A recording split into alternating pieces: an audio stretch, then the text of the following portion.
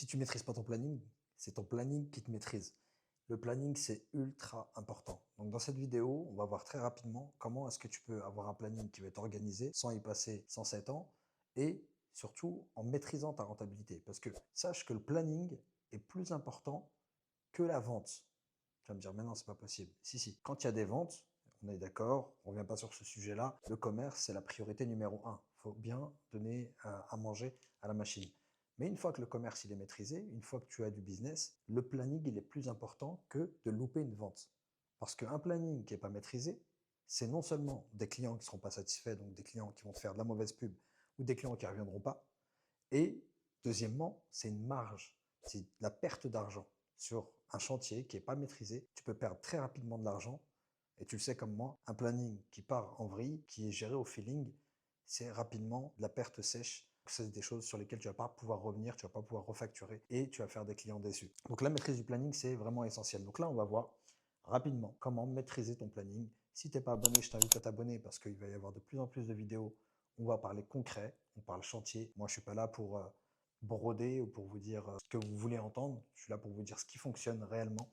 Je suis là pour vous montrer ce que j'ai pu mettre en place. J'ai géré plus de 40 chantiers en simultané, parfois plus, sur du particulier, sur des clients exigeants, sur de la rénovation premium, avec plus de 14 métiers en simultané. Je ne sais pas si vous vous rendez compte. S'il y en a qui font du TCE, ils savent de quoi je parle. Donc que tu sois dans le neuf, dans la rénovation, que tu fasses du professionnel, du particulier, peu importe, cette vidéo te concerne et tu vas pouvoir en tirer des bénéfices. La priorité numéro 1, ça va être de récupérer la compte. Si tu n'as pas récupéré la compte, tu fais rien du tout. C'est-à-dire que tu ne planifies pas de chantier si tu n'as pas d'acompte. Ça, il faut que ce soit clair pour tout le monde. Une fois que tu as reçu la compte, c'est-à-dire que l'argent, il est dans ton compte. C'est pas on te dit j'ai fait le virement. Non, non. L'argent, il est dans ton compte. Tu as perçu l'argent. Là, tu vas pouvoir commencer la planification. Donc, tu ne vas pas directement aller sur ton planning. Ce que tu vas faire, c'est que tu vas vérifier tes matériaux, évidemment. Parce que tout tourne autour des matériaux. Donc, la priorité numéro 1 quand tu as reçu la compte, c'est de vérifier la disponibilité de tes matériaux. S'il y a un carrelage que tu reçois dans 3 mois, s'il y a une fenêtre, une menuiserie que tu reçois dans 4 mois, un matériel quelconque que tu vas recevoir dans une durée très longue, toi tu es de base sur cette durée très longue. C'est-à-dire que tu vas prendre le matériel en question et autour de la réception de ce matériel-là, tu vas construire ton planning. Et donc si tu travailles sur du tout corps d'état ou si tu as plusieurs corps d'état dans ton entreprise, à ce moment-là, tu mets en centrale, en point central, ce matériau que tu vas recevoir, que tu dois recevoir dans plusieurs mois, dans plusieurs semaines. Et donc, du coup, tu vas construire autour de lui le planning. Donc, la date, on est au mois de janvier, par exemple. Tu reçois au mois de mars des menuiseries. Tu fais du tout corps d'état. Tu sais que tu as le plombier, l'électricien, le plaquiste qui vont travailler en amont. Et donc, tu estimes l'avancement, donc l'exécution de ces 3 corps d'état. Donc, en termes de temps, combien de temps doit passer le plombier, combien de temps doit passer l'électricien, combien de temps doit passer le plaquiste. Et ensuite, tu vas arriver à une certaine date. Et là, tu regardes si, effectivement, dans 3 semaines, tu as reçu les menuiseries ou pas. Si on se rend compte qu'en 2 semaines, ils auront déjà fini leur boulot, à ce moment-là, il vaut mieux que tu décales d'une semaine pour que tu puisses déjà améliorer ta productivité, être ailleurs, avoir une semaine de dispo si jamais il y a un chantier qui tombe, ou ne pas les mettre en panique s'ils sont sur d'autres chantiers, qui prennent leur temps. Ou bien, effectivement, tu te rends compte que c'est bon, et donc là, tu peux donner le go et donc planifier ton planning à partir de la date souhaitée, et donc prévoir de suite la pause de la menuiserie. J'avais parlé de 3 mois, et je suis revenu sur 3 semaines, mais tu m'as compris. Donc du coup, à partir du moment où tu as un seul corps d'état, tu es peintre, tu es couvreur, tu es carreleur, tu es menuisier, peu importe, il faut absolument que tu aies un planning. Tu dis non, non, non, mais moi je connais mon métier. Non, non, même si tu es tout seul et que tu connais ton métier, crois-moi, le planning, il n'attend pas que toi, tu sois prêt. Les imprévus arrivent, etc. Donc il y a des astuces pour satisfaire à 100% vos clients. J'avais un taux de satisfaction de 95-98%. Sur plus de 800 chantiers livrés, en l'espace de 6 ans, à peine 6 ans, j'avais 95-98% de satisfaction client. Et c'était fortement dû au planning qui était maîtrisé. Donc vraiment, je t'invite à maîtriser ton planning et à écouter ce que je vais te dire maintenant. Donc les matériaux, tu te bases là-dessus pour pouvoir planifier ton chantier. Ok. Ensuite, le planning client. Donc il y a 2 types de planning. Là, c'est vraiment un tips, comme ils disent, ou une information en or que je te donne ici. Le planning, il faut que tu fasses 2 types de planning. C'est-à-dire que tu vas d'abord planifier ton planning client avec 20 à 30% de marge. Ici, tu prends 20 à 30% de marge d'erreur. Donc, c'est-à-dire, je te prends un exemple. Tu es peintre, tu dois réaliser le ratissage des murs, dépose de la tapisserie, ratissage des murs, protection évidemment, etc. Et la mise en peinture. Tu en as pour une semaine. Il y a une semaine de travail en tout et pour tout pour réaliser cette pièce. Ok? Donc une semaine, quand je dis une semaine, c'est 5 jours travaillés, hein, on est d'accord. Une semaine ouvrée. Donc 5 jours de travail. Ça, c'est ton exécution en temps réel, c'est-à-dire vraiment le plus ajusté possible. Que tu aies des gars ou que tu sois tout seul, je t'invite à faire ce travail-là. Vraiment. Quand tu as des gars, c'est encore plus valable parce qu'évidemment, c'est eux qui te génèrent le chiffre. Et donc, du coup, il te faut une bonne maîtrise. Si tu as 5 jours d'intervention, toi, tu n'as pas planifié 5 jours, tu as planifié 8 jours. C'est-à-dire que tu commences le lundi, tu finiras que le mercredi suivant. Tu sais que tes gars doivent terminer vendredi soir. Mais toi, tu annonces au client, donc tu fais ton planning, tu construis ton planning. Hein. Tu vas mettre ton planning, on va revoir ça juste après avec les 4 jalons. Et tu vas faire ton planning en 4 parties. OK? Et donc, les 2 premiers jours sont pour la prépa. Ensuite, ça va être l'avancement. Ensuite, ça va être les finitions. Et ensuite, ça va être la pré-réception. OK? Et donc, du coup, tu vas avoir 2 jours ici. Tu vas avoir peut-être une journée ou deux ici. Une journée ou deux ici. OK? Et une journée ou deux ici. Donc, on arrive sur nos 5 jours au total. Ça, c'est ton temps d'exécution. OK?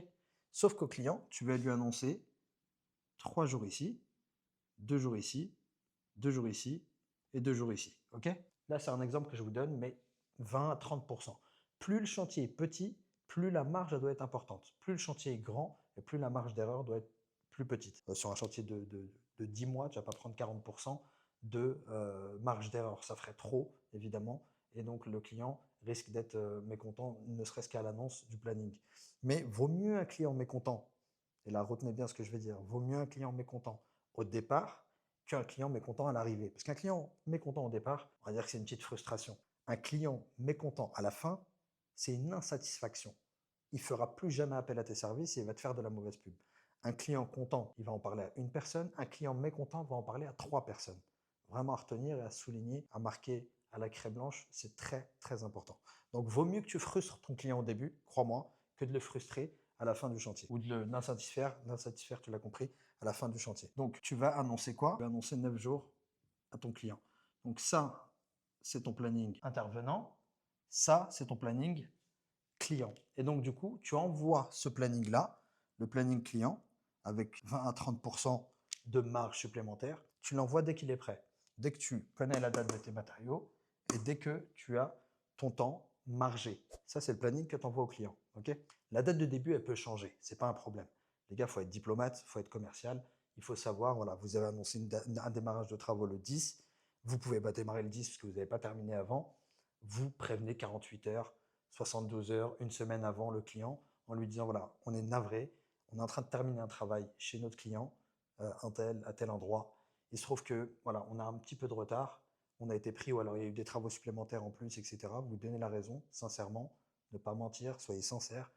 Comme on dit, vaut mieux une vérité qui blesse qu'un mensonge mal placé. Et donc, du coup, vous dites la vérité et vous lui dites tout simplement que sur son chantier aussi, quand on va voir qu'il y a besoin de travaux supplémentaires ou de finition, on va prendre le même temps. Donc, je comprends que ça puisse vous frustrer, etc. On est vraiment désolé. Voilà, je préfère vous prévenir, on va arriver 2 jours en retard sur votre chantier. Et donc, une fois que tu as fait ça, tu as fait ton planning client. Donc là, tu es au bureau, tu fais ton planning client.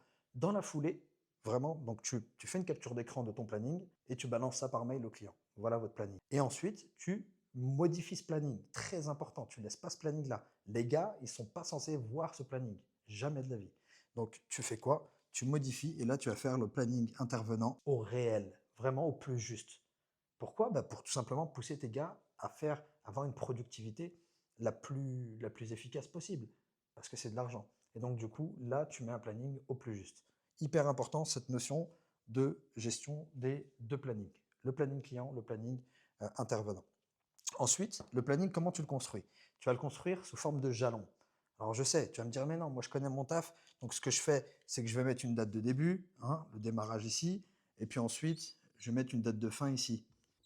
Sauf que le problème, c'est que si jamais tu te casses la jambe, si jamais tu as des gars, si jamais tu as des sous-traitants, si tu leur donnes un début, une fin, ils vont prendre leur temps, ils vont être à l'aise et tu n'as pas des points, ce que j'appelle des points de repère, des jalons. Les jalons, c'est des étapes, hein. On peut appeler ça des étapes.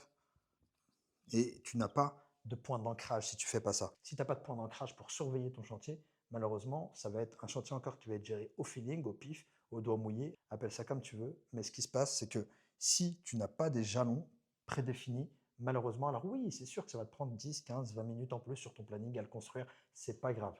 Parce que, encore une fois, le planning, c'est plus important que tes ventes. Vaut mieux un client qui te dise non, je ne veux pas de travailler avec vous, tu n'as pas perdu d'argent. C'est même pas un manque à gagner, au final, c'est une opportunité loupée. Voilà, c'est une opportunité loupée. Mais ça n'a rien coûté à l'entreprise. Ça n'a rien rapporté, certes, mais ça n'a rien coûté.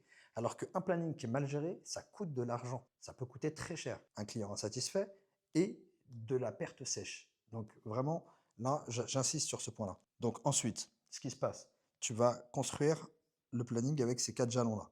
Donc préparation, que tu sois peintre, que tu sois couvreur, maçon, carreleur, plaquiste, peu importe ton métier, tu as de la préparation. Tu as des réservations à faire, tu as des passages de tuyaux, tu as du repérage, tu as du diagnostiquage. Un maçon, bah, tu vas avoir de l'implantation à faire. Si c'est un carreleur, tu vas avoir une préparation de support à faire, une dépose à faire. Enfin bref, vous m'avez compris. De la préparation, tout le monde l'a. Donc tu mets cette étape-là, même si c'est des petits chantiers. Si elle doit durer une semaine, une journée, pardon, elle dure une journée. Si ça dure 3 jours, ça dure 3 jours. Et ainsi de suite. Ensuite, avancement. Avancement, bah là, on est dans le cœur de l'exécution. Là, on est vraiment dans le cœur de l'exé. Ensuite, la partie finition. Donc vraiment, on arrive à la fin. Tu es électricien, c'est l'appareillage. Tu es plombier, c'est l'appareillage, la pose des meubles, des vasques, la pose des parois.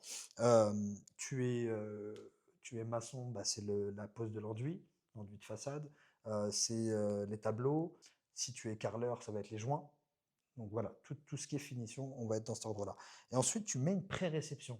Hyper important. La pré-réception va te permettre en fait de réceptionner ton chantier avant même la date. C'est-à-dire que la pré-réception, elle peut durer une journée. Ça dépend du chantier, hein, mais elle peut durer une journée. Et la pré-réception, tu viens sur le chantier, tu regardes. Donc si c'est toi qui le fais, évidemment, ça te permet de faire un point de contrôle. Et si c'est des employés, ça te permet de passer sur le chantier ou de leur demander de te faire un compte-rendu et donc de t'envoyer tout ça. Et ensuite, il te faut une routine chaque semaine, hebdomadaire, hyper important. Là, tu t'y tiens et tu ne changes pas ta routine pour le suivi de tes chantiers. 30 à 45 minutes par semaine où tu vas tout simplement faire le point sur tes chantiers. Ça te permet de voir. Donc le lundi, ça te permet vraiment de contrôler et de voir que tout se passe bien. Donc le lundi, tu vas avoir 15 minutes. Tu fais le point avec les gars. Est-ce que tout le monde est OK? Vous avez vu vos plannings, vous avez reçu vos plannings. Évidemment, les plannings, ils les ont la semaine qui précède la semaine dont on parle. Et donc, du coup, ils vont pouvoir savoir s'ils ont besoin de quelque chose. Et donc, ils doivent vous remonter ces informations avant, hein. S'ils ont besoin de matériaux, s'ils ont besoin de quoi que ce soit. Le but, c'est pas d'aller chez le fournisseur, de perdre du temps, etc., de faire des allers-retours. C'est le vendredi, et vous allez voir comment on va le faire. Le jeudi ou le vendredi, tous les besoins sont déjà ressortis. Et donc, le lundi, ils sont prêts. C'est juste un check pour savoir est-ce que tout le monde est OK, est-ce que tout est prêt, etc. Et donc ça prend 15 minutes, pas plus, hein. Je gérais 40 chantiers, j'avais le lundi matin, on avait trentaine, parfois une quarantaine d'intervenants, de gars de terrain. Et donc tous, un par un, je les questionnais, est-ce que c'est OK pour ça? Donc toi aujourd'hui, cette semaine, tu es là, tu as 3 chantiers. Toi, cette semaine, tu as un chantier, est-ce que c'est OK pour toi? Tu as préparé ça, tu as préparé ci, OK. Et tu passes au suivant, et ainsi de suite. On était une quarantaine, donc ça nous prenait une demi-heure, on prenait le café, je recevais les croissants, quand je commandais les croissants. Petit tips au niveau du management, tu peux aller à la boulangerie du coin. Tous les lundis matins, elle te ramène des petits croissants et des pains au chocolat. Tout le monde prend les croissants, les pains au chocolat pendant qu'ils sont en train d'écouter le brief de la semaine. Et donc, du coup, voilà, tout le monde prend son petit déj avec son café. Ils sont tous OK sur leur planning. Et là, hop, tu les vois plus toute la semaine. Ça charbonne, ça carbure. Ensuite, le jeudi. Le jeudi, c'est 30 minutes de temps. 30 minutes de temps où tu vas avoir tes responsables, tes chefs d'équipe, ceux qui gèrent les chantiers. Si c'est une petite boîte, bah, tu vas tous les avoir. Si c'est une plus grosse boîte, tu as évidemment un chef d'équipe, un chef de camion. Du coup, tu reçois le jeudi soir à 17h sur leurs heures de travail, donc ça peut être 16h30 ou 17h, 30 minutes, 45 minutes grand maximum pour faire le point sur la semaine qui vient de passer. Est-ce que tout s'est bien passé? Est-ce qu'il y a eu du retard? Est-ce qu'il manque quelque chose au niveau des matériaux? Et donc ça va permettre de venir faire les réglages. Le but, c'est simplement ça, ajuster le planning. Un planning, ça s'ajuste tout le temps. Mais toi, vu que avec ton client, tu avais fourni un planning qui était beaucoup plus large, dans tous les cas, tu vas être dans les temps. 95% du temps, tu vas livrer en avance. Et ça, c'est vraiment un gros point fort pour le client parce que pour le coup, d'un point de vue expérience client, ils le retiendront. Et donc, du coup, ces 30 à 45 minutes le jeudi te permettent vraiment de faire un état des lieux de la semaine qui vient de passer. Super, ça s'est bien passé. Tu leur tapes dans la main. ou bien il y a eu des problèmes, qu'est-ce qui s'est passé, pourquoi, et ça permet de régler et de décaler, de prévenir les dépendances, s'il y a des dépendances entre les lots, hyper important, attention. Et d'ailleurs, demandez-moi en commentaire, je vous donnerai le planning le plus puissant qui existe. Et donc, du coup, de mettre des dépendances entre les corps d'état. Hyper important. Si tu décales le plaquiste, il faut que tu décales le peintre et le carreleur, etc. Donc, c'est hyper important que les lots puissent communiquer les uns les autres et que ça se fasse automatiquement sur le planning. Du coup, cette réunion-là, elle permet aussi de faire le point sur la semaine qui va venir. C'est débrief de la semaine passée et c'est brief de la semaine à venir. Donc, ok les gars, tout le monde est ok pour ça. Donc, du coup, s'il y a un planning qui s'est décalé parce qu'il y a un peu de retard, évidemment, il a impacté la semaine d'après. Tous les gars sont prévenus, les sous-traitants sont prévenus. Donc voilà, j'espère que ça va te servir, que tu vas le mettre en œuvre. Je t'invite vraiment à le mettre en œuvre dès demain, de planifier tes chantiers. Alors je sais que le planning, ça peut être pénible. Il y en a beaucoup qui ne le maîtrisent pas, ils ne savent pas le faire, ils ne le font pas. C'est hyper important, c'est ce qui différencie une vraie entreprise d'une entreprise amateur, un professionnel d'un bricoleur. Donc voilà pour ça. Encore une fois, abonne-toi si tu n'es pas abonné, like la vidéo. Si tu as envie d'avoir le planning de compétition, je t'invite à commenter planning et je t'envoie tout ça. Je te dis à bientôt et prends soin de toi.